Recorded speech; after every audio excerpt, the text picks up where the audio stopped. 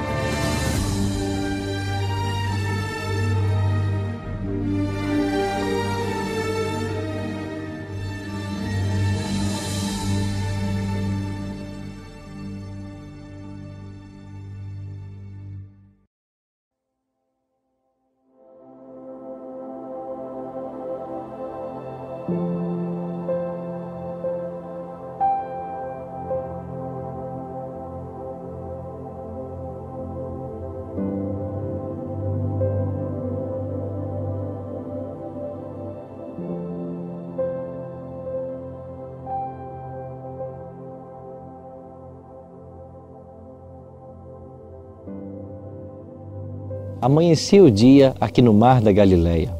Os discípulos haviam passado a noite inteira trabalhando, mas nada apanharam. Agora, voltado o barco para a praia, eles ainda estavam no barco quando Jesus se aproximou. Jesus passara a noite em oração em alguns desses montes, aqui próximo ao lago. E ele agora, no amanhecer do dia, esperava ter um momento de sossego, quem sabe separado da massa, da multidão que diariamente o acompanhavam. Mas não demorou muito e a multidão começou a chegar. Todos queriam vir de Jesus. Jesus então abre caminho entre a multidão, sobe no barco de Pedro e começa a ensinar-lhes. Terminado o ensino, Jesus disse para Pedro que trouxesse o barco para o meio do mar. E aqui, quando chegaram, Jesus disse a ele que lançasse as redes.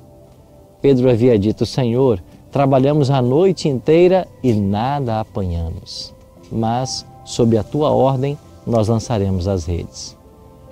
A noite era o único momento propício para se lançar as redes em águas claras como estas do Mar da Galileia. Pescar de dia não faria nenhum sentido, mas o amor ao Mestre levou Pedro à obediência. E ele lançou as redes. E quando as redes foram lançadas, eles apanharam tanto peixe que eles precisaram chamar outro barco que estava à praia para que viesse ajudá-los. E quando finalmente as redes foram recolhidas, cheias de peixes, Pedro percebeu que ele estava na presença de alguém que não era humano. Ele percebeu a divindade de Jesus. E ele, lançando-se aos pés de Cristo, disse: Senhor, retira-te de mim, porque sou pecador. Mas Pedro disse isso agarrando-se aos pés de Jesus. Pedro percebeu que longe do seu Senhor, ele nunca poderia ser feliz. Longe de Jesus, ele nunca poderia ter uma vida plena. Essa cena foi muito especial, porque quando Pedro se levanta, Jesus faz para ele o maior chamado que qualquer ser humano pode ouvir. Jesus disse: Pedro, venha após mim, e eu farei de você um pescador de homens.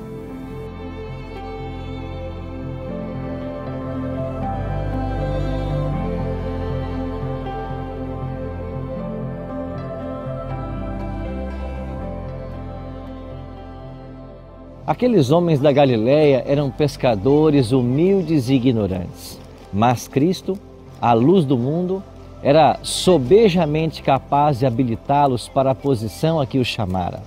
O Salvador não desprezara a educação, pois quando regida pelo amor a Deus e consagrada para o seu serviço, a cultura intelectual é uma bênção.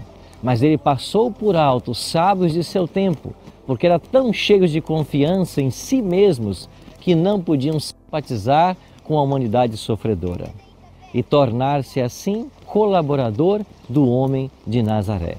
Ao saírem os discípulos do preparo ministrado pelo Salvador, que chegou há 3 anos, já não eram mais ignorantes e incultos. Haviam se tornado como ele, no espírito e no caráter. Os homens reconheciam que eles haviam estado com Jesus. O chamado de Cristo aos discípulos foi o primeiro passo no sentido de organizar sua igreja. E como no Velho Testamento, Deus havia chamado 12 patriarcas para organizar o povo de Israel, no Novo Testamento, Deus chamou 12 apóstolos que deveriam servir de representantes da igreja cristã.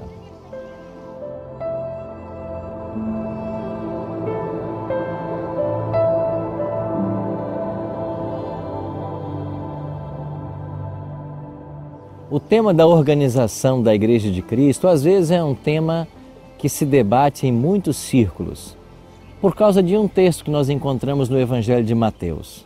Aqui no capítulo 16, verso 18, Jesus disse para Pedro: também eu te digo que tu és Pedro, e sob esta pedra edificarei a minha igreja, e as portas do inferno não prevalecerão contra ela. Alguns acham que Pedro, por esta palavra, torna-se o fundamento da igreja, mas um pouquinho de estudo da língua grega nos ajuda a compreender de que as palavras de Cristo não são bem assim.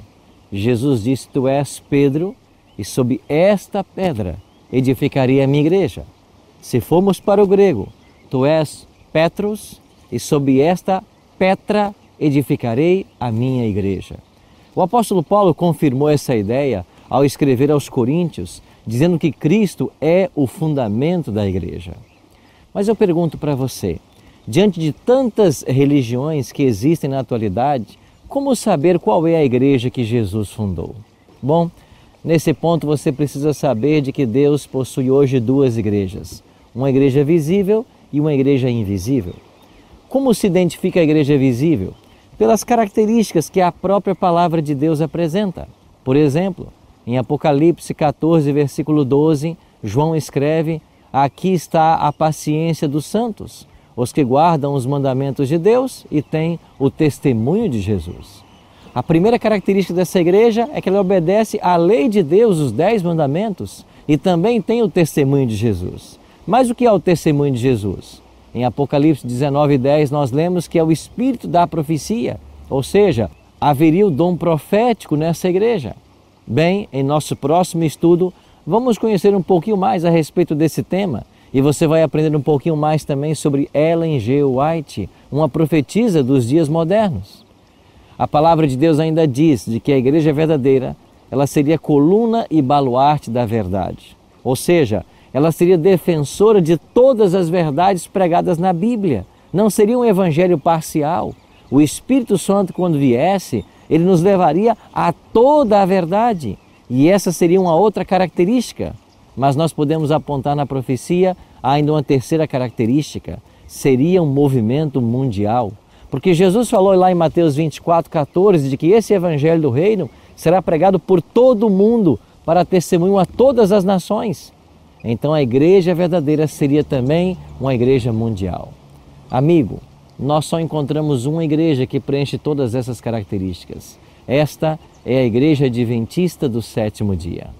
Mas pastor, não é esse exclusivismo religioso? Não, porque Deus possui também uma igreja invisível. Lá em João capítulo 10, verso 16, Jesus declarou: ainda tenho muitas ovelhas que não são desse aprisco, a mim convém conduzi-las, e elas ouvirão a minha voz, e haverá um só rebanho e um só pastor. E para estes sinceros, espalhados em qualquer denominação, Jesus também faz um apelo em Apocalipse 18, verso 4. Sai dela, sai de Babilônia, povo meu. Deus tem um povo sincero. Em qualquer igreja, em qualquer denominação, Deus tem um povo sincero, que quando ouvirem a plenitude do Evangelho, tomarão uma posição ao seu lado e se unirão à igreja verdadeira.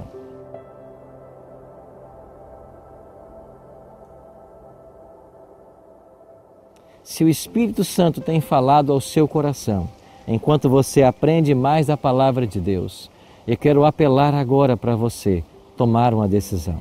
Se você, compreendendo as verdades que estamos ensinando nesse estudo, deseja se unir à Igreja Verdadeira, eu quero convidar você agora a entregar o seu coração a Cristo. Você também pode agora acessar um site que eu vou dar para você, decidimudar.com.br.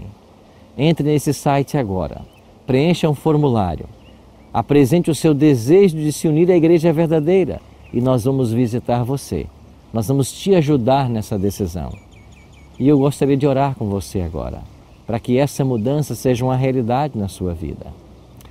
Pai Santo, após compreendermos as verdades da Tua Palavra, que o Senhor tem uma igreja verdadeira nesse mundo, é desejo do nosso coração fazermos parte desta igreja. Ajuda-nos agora a tomarmos uma decisão firme ao Teu lado. Em nome de Cristo nós te oramos. Amém. Lembre-se, Jesus prometeu que viria e veio. Ele prometeu que morreria e morreu. Ele prometeu que ressuscitaria e ressuscitou. Ele prometeu que vai voltar. Espere-o.